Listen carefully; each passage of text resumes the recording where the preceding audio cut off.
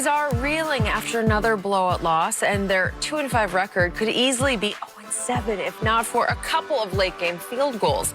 Dallas has the worst-scoring defense in the league, and Pro Football Focus points out that they also have the lowest-graded coverage unit in the NFL. PFF continues to write that Dallas may not win more than one more game the rest of the season. Shannon, how do you explain what went wrong for this team? And if that's true, let's just say there's someone on this side of the table that wouldn't be terribly disappointed if they just won one more game the rest of the season. How about no more games? And I just want to know all the Cowboys. I got some friends that are Cowboys fans, and now all of a sudden they don't want to talk to me, Skip. They won't answer my call. I'm talking to you, Carl Lee Booker. This team bought into their own hype.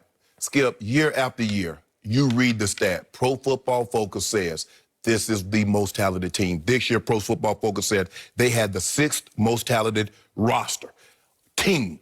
They had the 3rd most talented offense, 15th best defense. And what the Cowboys do and what Jerry has always done, Skip, he went with recognizable names. Let me get the big names. Everson Griffin, I want him. Dante Poe, I want Dante Poe. George McCall, I gotta get him, gotta get him.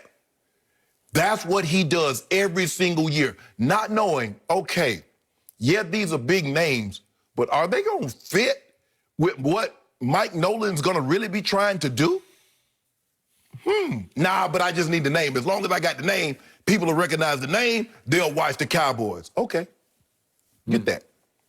Also, Jerry does not realize, or he's starting to realize now, that a value for a player, especially a player of Dak, does not just resonate on the field. You see how this team is completely falling apart in the locker room, Skip. It's things like that Tom Brady and Peyton Manning has always gotten credit for, that you're starting to see. You know what?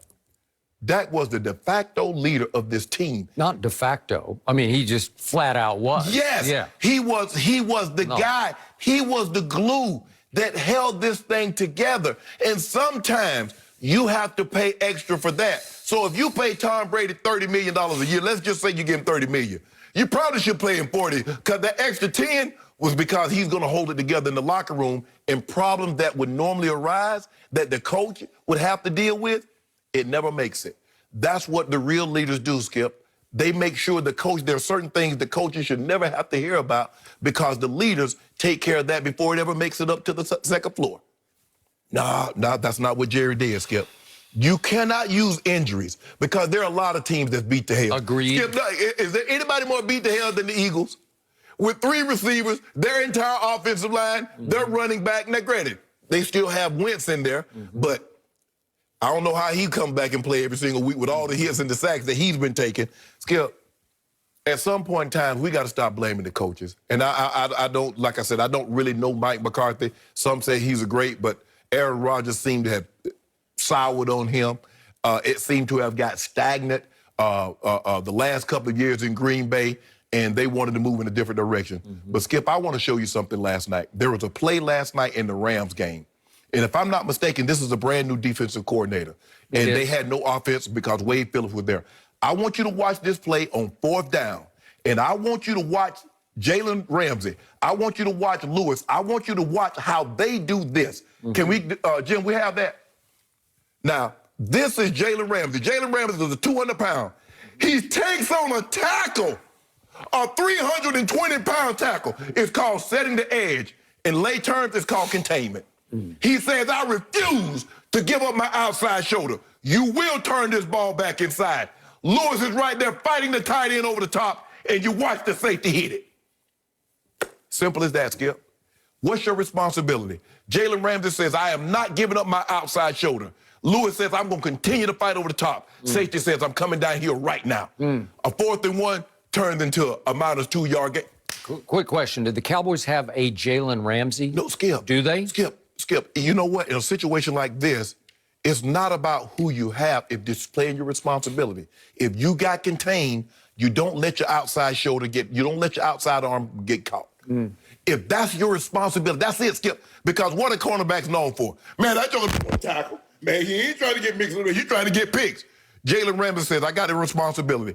Normally, when a tackle pulls, DBs hit the ground, they try to cut his legs out from under. But Jalen knows if I do that, he's going to keep to the edge. He's going to get the first down. He says, no, I'm going to stay in my ground. That's what you have to have, Skip. You have to have players that's willing to accept responsibility and do their job.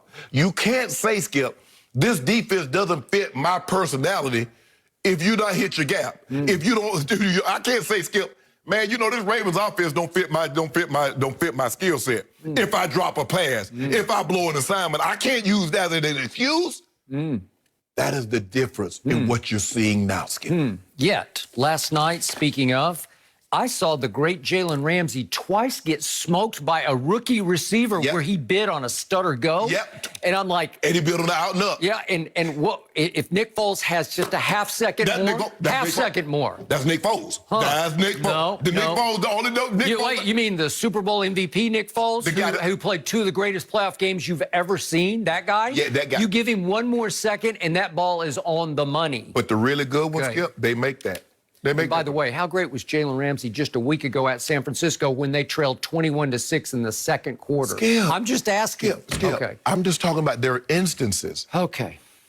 And you're right about all those. But I can't put any credence in any one of them because this team from the start, from the game against Jalen Ramsey out here to open the game, the seasons, on Sunday Night Football, this team started quitting on its new head coach and especially its new defensive coordinator. If you just got to the season, the first game and you quit already? It was already happening in camp practice when nobody on defense could figure out what Mike Nolan was trying to teach them. He kept changing. Let's do that. No, let's do that. No, I think today let's try this. He seemed overmatched. There was a series, like a parade of veteran DBs, especially safeties, who just said, I don't know what he's talking about. Clinton Dix clashed with him right away, and they cut him for Mike Nolan because Mike Nolan's a guru. He's been around this league for 30 years coaching defense. And then Brandon Carr, not a great player, but he'd started every game he had ever played in this league, every game, including all 16 games, for the Ravens last year. He clashed with Mike Nolan early, and they whacked him and sent him on his way. You can't tell me that Earl Thomas wouldn't have helped this team, and I got all the baggage, and you're dead right about all that, and maybe it would have been too much, but I'm talking about desperation here. Would Earl Thomas have helped this defense? You know he would have because it's the worst defense potentially in the history of pro football.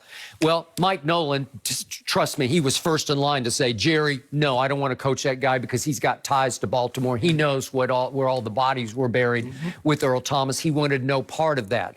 So Mike Nolan wanted to be the dictator of the defense. You're going to do it my way or the highway. And a lot of players after 2 weeks said, we'd rather be on the highway.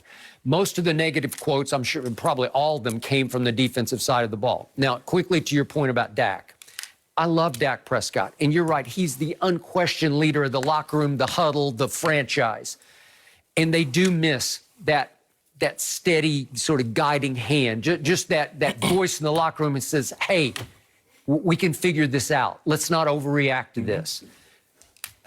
Shannon, Dak Prescott, in his last 17 games before he unfortunately, knock on wood, got hurt, I hope he bounces back quickly, he was 6-11 as the Cowboys starter in his previous 17 games.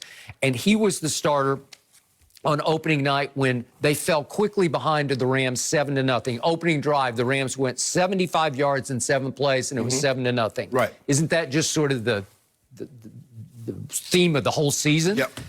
Atlanta, they fell behind 20-0 after 1 quarter and were down 29-10 at half. And you know that miracles had to happen for them to win that game. Then at Seattle, they're down 30-15 in the 3rd quarter. They almost rallied, but Dak couldn't quite get them home. And then the Browns, they were down 41-14 in the 3rd quarter. That's unacceptable. That's just wrong. And then finally, the Giants, while Dak was still afloat, they fell behind 17-3 early in that game. It's just wrong. The Giants are the Giants, and they were really bad at that point. They're starting to try to figure some things out. They were just bad. And then Arizona, obviously, they fell behind quickly. It was 21-3 after a quarter. It was 31-3 in the 3rd quarter. It was abysmal. It was an embarrassment, and then you know what happened at Washington. I don't even need to start on that. Quit. So let's go back to preseason.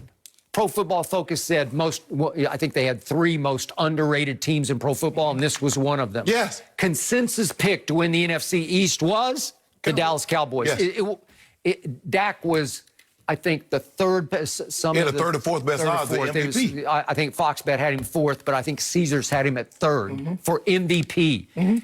The team is loaded. The team's got a chance. A lot of people were, some people picked him to win the NFC. I wasn't going to go that far. Right. I said 10 wins. I now, at this moment, seriously, from my heart, I don't see how they'll win one more game because the only 2 I would give them a shot in are Washington on Thanksgiving. Do you remember what happened last Thanksgiving when I thought they could beat Buffalo at home? Do you remember what Buffalo did to them? Yep. Buffalo annihilated them and embarrassed them on the biggest national stage of the year. That's 2 Thanksgivings in a row y'all got annihilated. That is San Diego correct. did that to y'all 2 the year before. They sure did. That was with no Zeke, and Dak was really having a hard time, but that was a humiliation. Okay, so the same Washington team that just destroyed Dallas at Washington, do you really think that my team can beat them on Thanksgiving? Because I don't. I don't see any hope there. Then the other game is at Joe Burrows.